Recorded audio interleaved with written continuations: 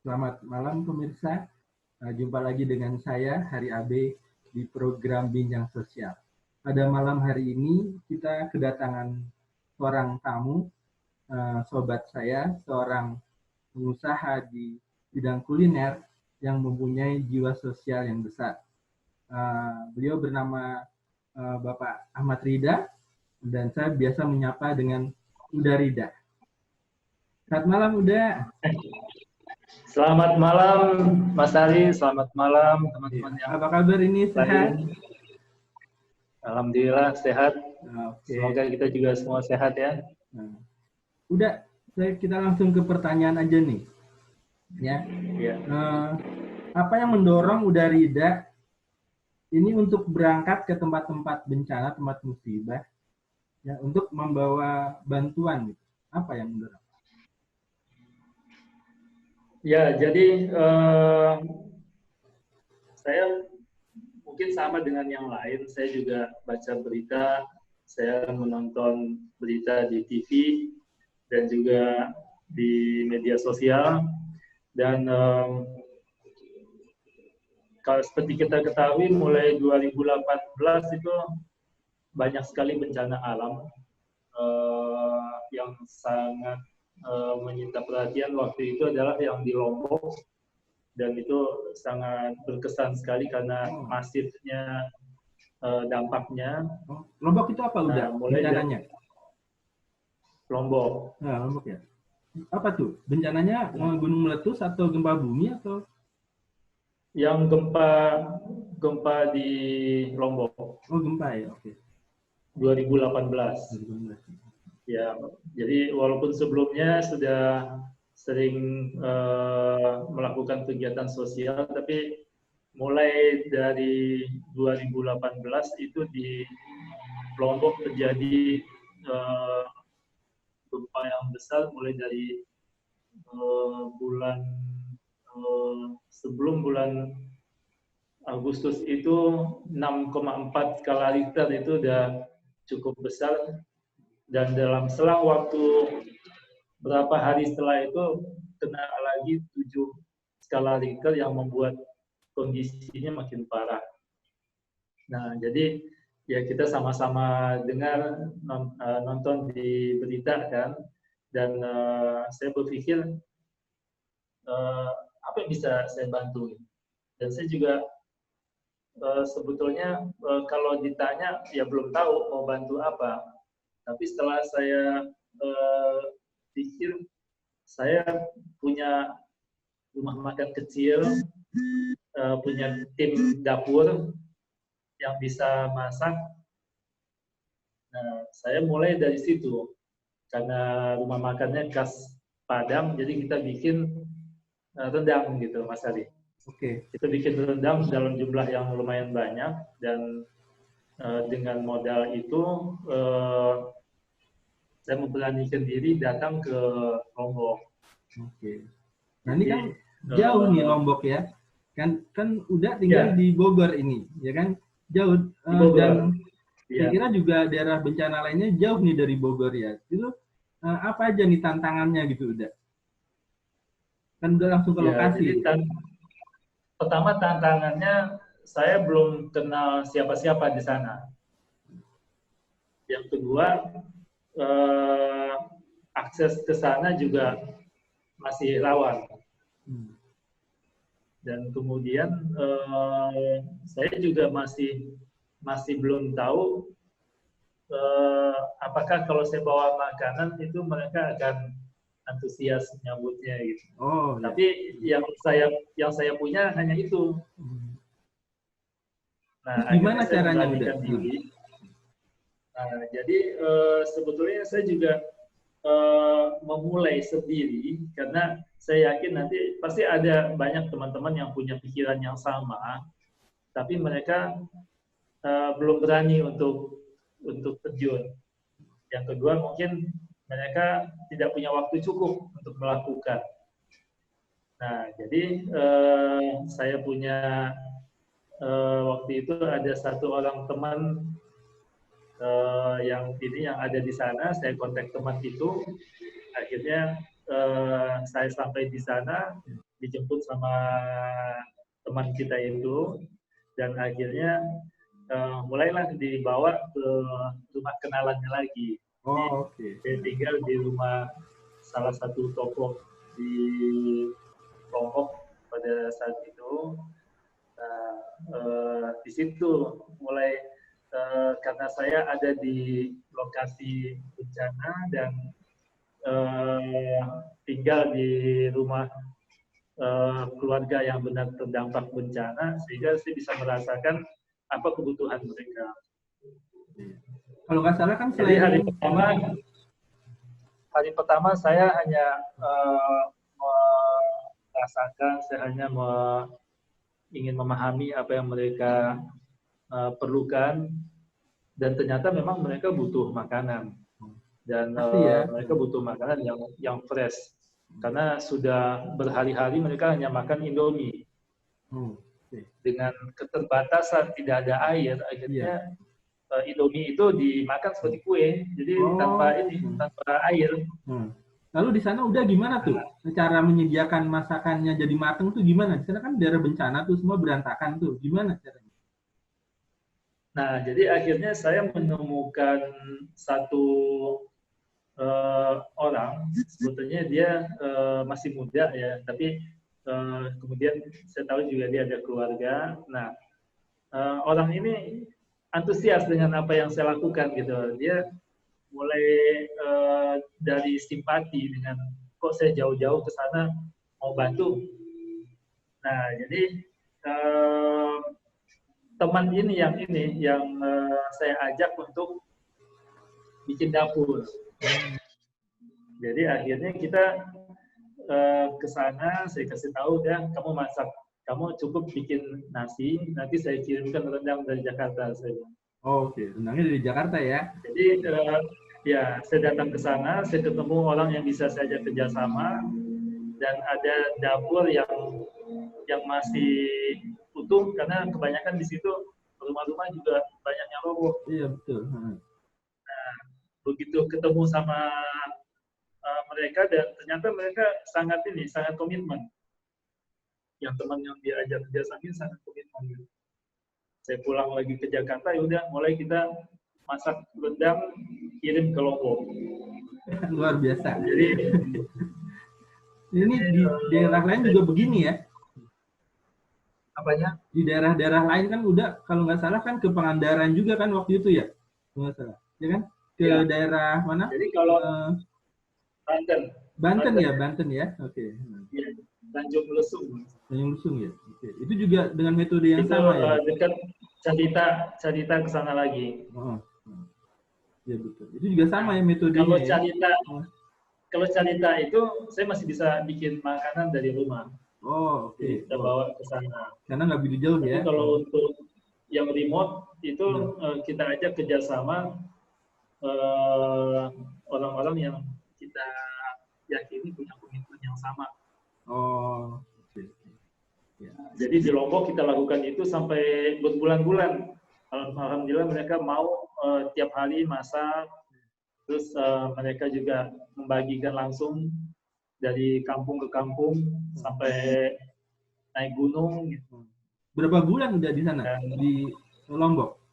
Kalau saya sendiri hanya berapa hari, kemudian saya balik untuk menyiapkan makanan. Oh, okay. Tapi saya bekerja sama dengan orang lokal. Oke, jadi dikirim ya? Rumahnya di situ. Ya. Begitu Nah. juga waktu terjadi gempa di Palu, itu di Palu itu tsunami kecil ya waktu itu ya. Yang tapi ada lebih kompleks lagi karena ada likuifaksi juga, itu tanah yang tiba-tiba amblas dan digantikan oleh tanah lain yang bergeser. Itu waktu saya kesana, saya kesana juga. Dan saya kesana juga tanpa tahu siapa yang bisa membantu saya di situ. Jadi gimana? Begitu saya mau ke bandara itu saya sudah teks WA ke teman-teman yang mungkin bisa bantu, dan akhirnya diarahkan ke satu nama Dan teman ini yang saya hubungin ini, mulai saya tanya, ya, bagaimana kalau saya sampai di sana, apakah ada taksi, apakah masih ada kendaraan umum? Nah, ternyata jawaban dia sangat luar biasa. Oh, Dia gimana tuh? menyampaikan bahwa Bapak mau bantu kita, masa Bapak harus nyari-nyari taksi? Iya. Biar kita yang ini, yang jemput Bapak ke situ. Iya. Oh, luar biasa ya. Akhirnya kebetulan memang ketemu sama orang yang punya komitmen juga. Ya. Oh, luar biasa. Jadi enggak, memang sudah Diatur oleh ya, sudah Tuhan ya. ya. Iya, diberi Akhirnya kemudahan ya ketemu udah. sama teman yang bisa membantu, dan dia punya tim juga di situ. Dia juga aktivis juga. Sehingga begitu saya bilang, bisa nggak masak? Oh bisa. Di mana? Di sini, di pos kita. Gitu. Akhirnya dalam waktu 1 hari saya ketemu tim dapur Palanta di situ. Saya kembali lagi ke Jakarta, kita siapkan makanan yang tahan, rendang atau dendeng. Mulai besoknya kita kirim. Kita kirim rutin ke Palu. Dan mereka juga komitmen melakukan, mereka kalau menyebar itu nggak cuma daerah tetangga, tapi daerah yang jaraknya sampai 40 kilo ke daerah yang benar-benar merasakan ini, Dan aksesnya gimana tuh? Aksesnya jalan kaki atau bisa naik mobil atau motor gitu? Nah, mereka punya inisiatif, mereka pakai mobil, dan pada saat itu juga ada saja membantu mereka. Puji Tuhan ya. Dan memang menurut cerita mereka, pada saat terjadi gempa itu malah banyak kendaraan yang tanpa tuan. Jadi salah satu mereka pinjam, tapi nanti dibalikin lagi. Dan jadi saking apa? Ya, memang kondisi di sana luar biasa. Kita kadang-kadang menemukan solusi yang nggak kita sangka-sangka. Iya, ya dimudahkan ya udah. Iya. Nah, kita ada beberapa gambar nih udah, nanti udah cerita ya. Ya, saya akan share gambar ya.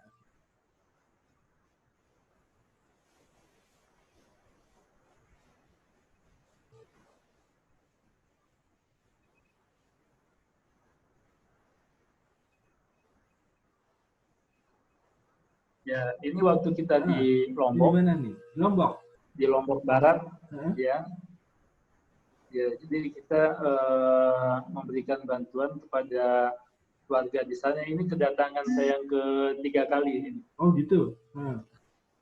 Jadi kondisi sudah mulai agak normal. Nah, coba kita besarkan. Iya. Nah, normal ya. Nah, ini ya. Ini di Lombok ya udah. Ya, ini yang baju ya Lombok. Yang berikutnya itu juga di Lombok. Ini di Lombok ya? Ya. Ini ya. Nah, ini justru kondisi sebelum. Kalau ini di Bogor. Iya.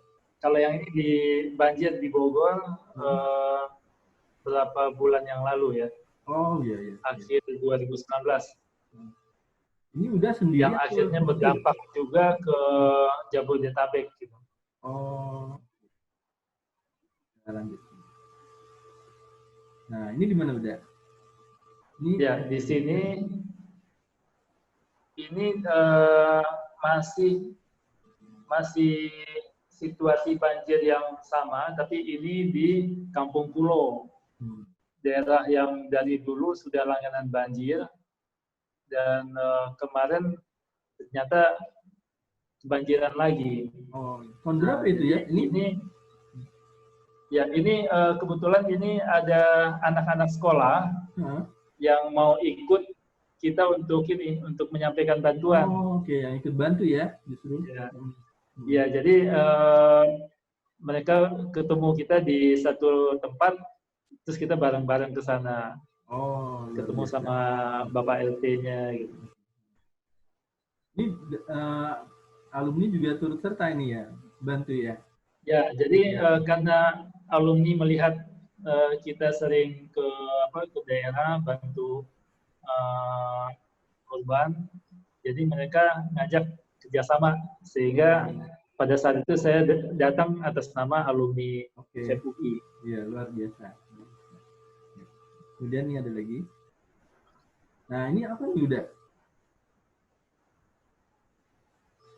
Nah, kalau ini adalah kondisi saat kebakaran di daerah Jatinegara. Itu masih tahun 2019 dan itu saat itu menghanguskan 2 RT itu. Oh, oke. Cukup luas ya? Sekitar 300 kepala keluarga. Ya, oke. Oh, besar juga tuh. Kita lagi. Nah, ini apa udah? Nah, ini di tahun yang sama 2019 hanya terpaut sekitar 1 bulan ya. Ini di daerah Taman Sari. Taman Sari itu di daerah dekat Harmoni ya. Oh iya betul. Dekat Gajah Mada. Ada lagi kita. Iya. Nah ini apa nih udah?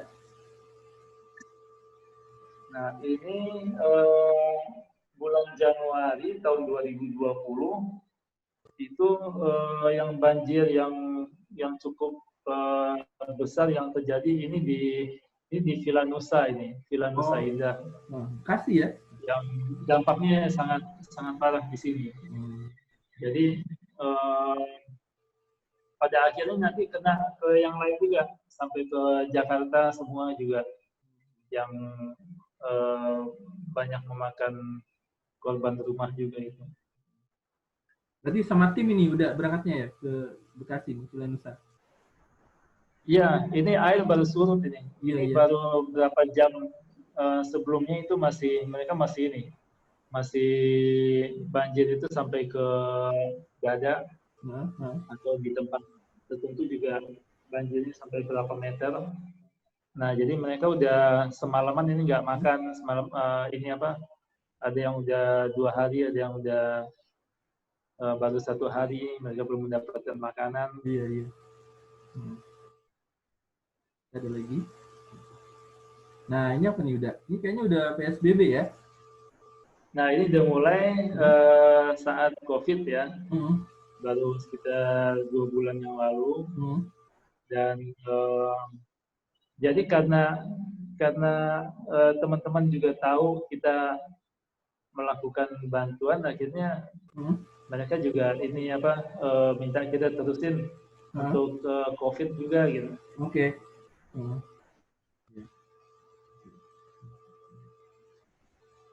Nah, ini gimana nih udah? Nah, ini hanya untuk memperlihatkan suasana prosesnya di dapur. Jadi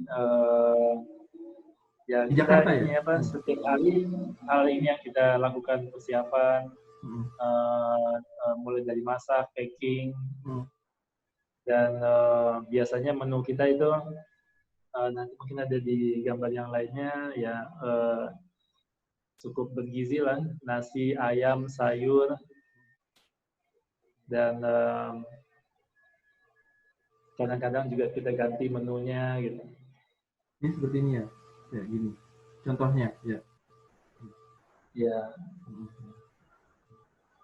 Ya ini menu khas Padang. Oh iya. Ini apa udah nih? Gimana ini? Ini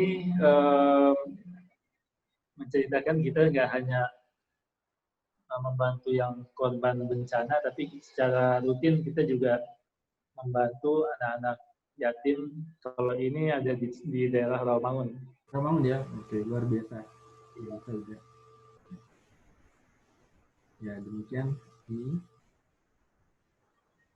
Nah, pemirsa tadi itu hanya secuil ya dari semua kegiatan sosialnya udah Rida ya, dari ya. Nah, ini udah saya mau tanya ini. Jadi udah ini ada nggak teman-teman yang selalu membantu gitu di lapangan atau membantu dalam bentuk lain?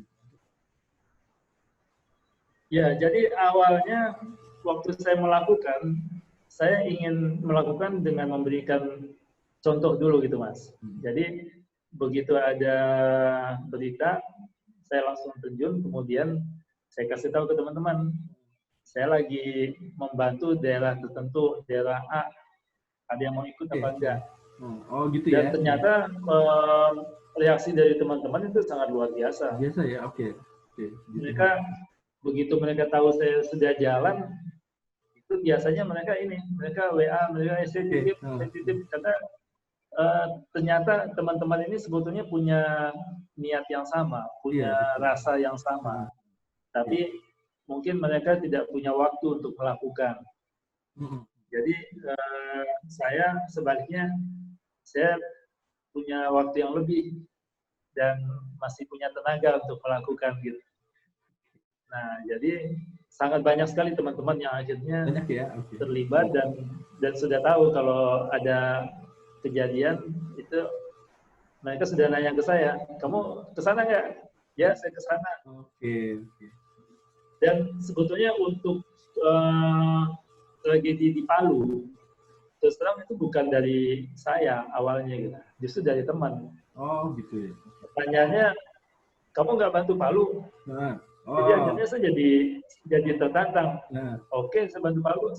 Padahal jauh ya. Jadi justru kadang-kadang saling memprovokasi tapi akhirnya berangkat saya gitu.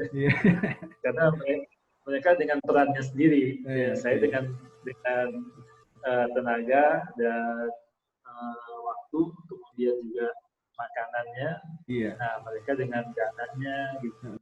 Jadi kadang-kadang bukan dari saya keinginan untuk berangkat gitu. Jadi saling teman-teman itu ya, saling provokasi dan menyemangati ya. Ya, dan sekarang ini makin lama makin banyak yang syukurlah ya sudah tahu kegiatan kita. Iya, jadi bergulir ya, berkembang ya kegiatan sosial ini ya. Nah, udah ini kan kita sedang di masa pandemi COVID-19 nih. Ini apa harapan Uda Rida apa di masa-masa ini? Ya, jadi pandemi ini kan bermulai dari ya kalau kita bilang ini wabah ya, hubungannya dengan kesehatan kita, dan kemudian mulai merembet ke ekonomi, dan setelah itu juga akan merembet ke masalah sosial. Jadi saya harapkan ya masing-masing kita kalau memang kalau bisa mulai ikut membantu walaupun sedikit, dan nggak perlu jauh-jauh, lihat dulu tetangga kita, lihat dulu orang-orang di sekitar kita, tetangga atau saudara, kemudian kita mulai dengan memberikan bantuan walaupun jumlahnya sedikit, tidak masalah. Karena kadang-kadang banyak orang berpikir, wah nanti saja kalau sudah punya uang banyak baru kita bantu. Padahal untuk bantu itu kita nggak harus jadi kaya dulu. Tapi kadang-kadang memulai itu memang untuk sebagian orang mungkin ada yang lebih berat gitu ya. Nah, jadi anggap ini latihan kita. Ya. Usahakan kita selalu bersedia untuk membantu orang dalam bentuk apapun, dan dalam hal pandemi ini kita harus sangat sensitif terhadap tetangga-tetangga, terhadap lingkungan kita gitu. Karena belum tentu semuanya teriak. Ya, betul. Kalau yang gampang teriak mungkin kita tahu, oh dia lagi butuh. Tapi orang yang punya pride yang lebih tinggi, yang nggak pernah dibantu, dia nggak akan mau langsung teriak. Kita yang harus bisa baca kode-kode dari mereka. Gitu. Oke. Ya. Luar biasa sekali udah. Ayo kita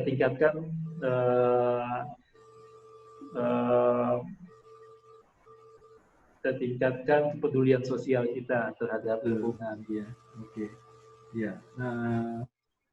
Sangat luar biasa udah, dan mudah-mudahan ini menjadi inspirasi untuk para pemirsa untuk melakukan hal yang sama, dan makin banyak itu orang yang melakukan hal yang sama.